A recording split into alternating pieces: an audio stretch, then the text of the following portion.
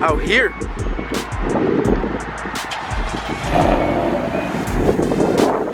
Man, she's looking so good. Whew. What's up, guys? Keys down. So let's do a proper introduction. What is going on, guys? I hope you guys are all having a fantastic day. I hope everything is going well for you guys. It is the weekend. It's Friday. You know, try to stay safe out there. But let me put this in quiet mode so we can get on with our video. How do you guys feel? Let me know in the comments below. I love interacting with you guys and seeing how you guys are doing. And holy moly, this girl is an idiot. No, you're good. You're good. Oh, some girl just basically went in from the exit. It's all good. We're gonna talk about the red eye. Before I get right into what the video is about, I was just at the dealership, and there's a whole situation going on with the red eye. I think I ordered the red eye about 2.5 weeks ago, and it was a little bit of delay, and I'm gonna explain in just a sec. So basically what happened is they wanted to build the car on the 26th of August, so 25 days from now. So my guy at the dealership called them, and he told them, you know, who I am, what I do, and you know, I really need the car because of the channel and things like that. And they're like, okay, well, we'll try to do it on the 12th. So they're like, okay. And you know, they're going with the process of trying to get it to get on the line by the 12th. Right now, it's confirmed to go on the line the 19th. So they've guaranteed to cut 7 days from when it was supposed to get built. So now 19th is the day when it's supposed to. He's still in contact with them now, trying to get it built on the 12th. So basically 10 days from now. And I'm gonna wait and try to keep you guys updated. So I do apologize. You know, it's a specialty order, so it's taken a little longer than usual. And the options I got aren't, you know, options on every red eye. I haven't seen a red eye with the certain options that I've ordered with it.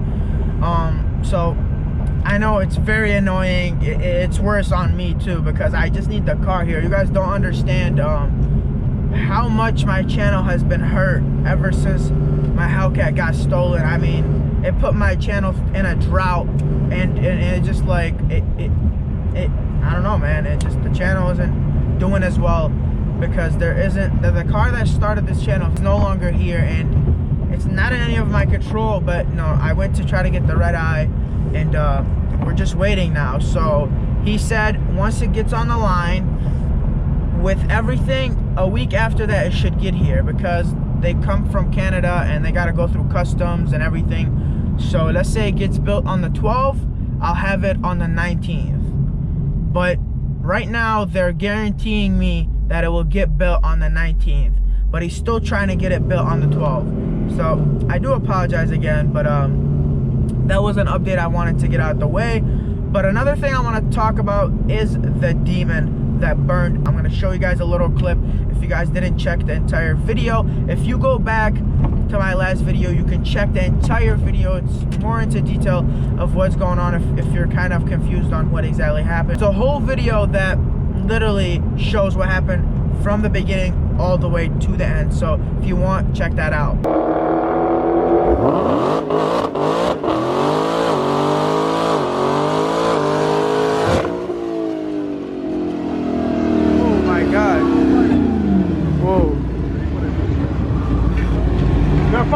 Hey, he's on fire. Oh my God. So now that you guys have seen that, if you're still confused, go to my last video, check that out, then come back to this video.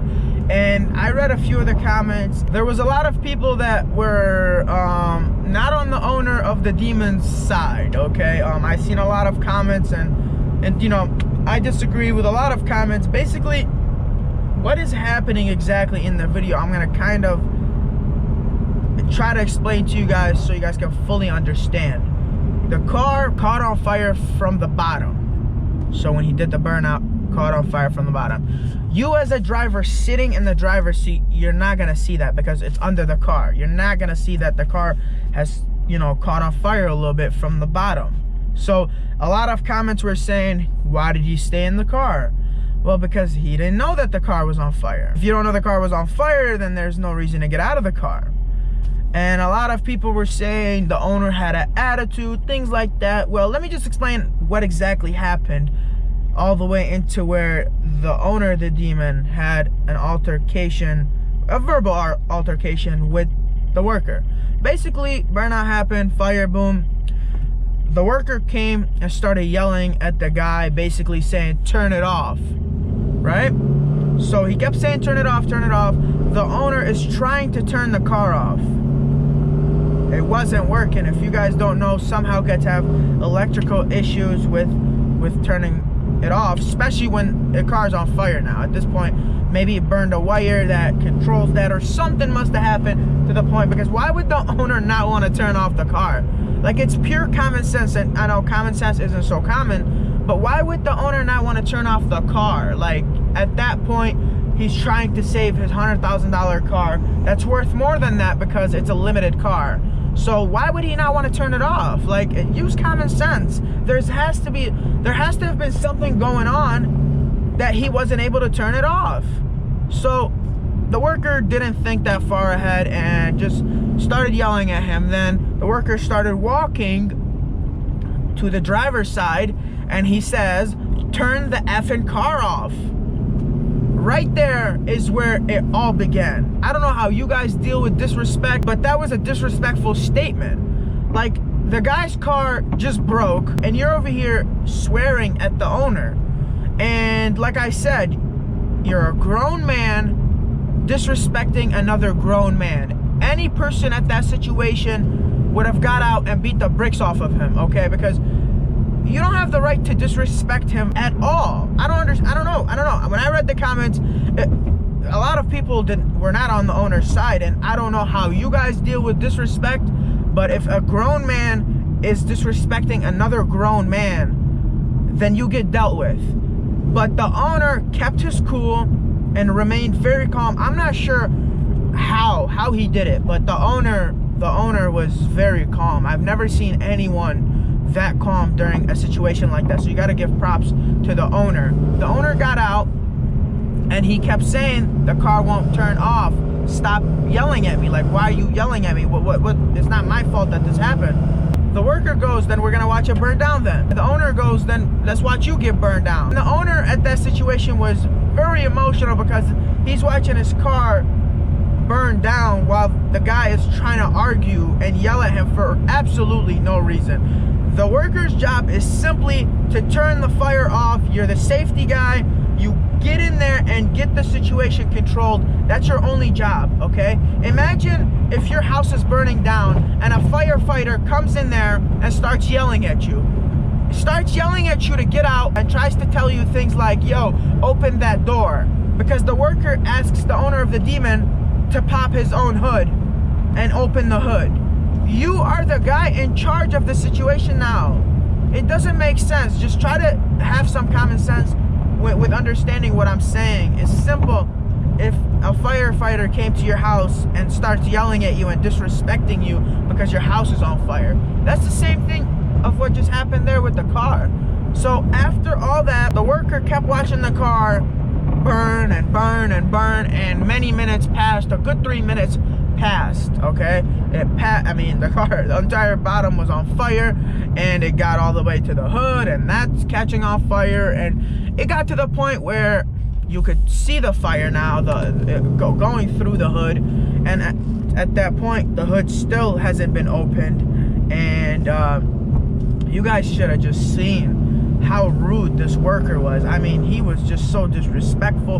His attitude, his energy was very rude. The way he looked at him, he was like, open your hood now. He just, like, I don't know. Anybody at that situation would have probably beat the bricks off of that guy, and I know that would have happened. But this owner of the Demon was so calm, and like I said, you have to give him props for that.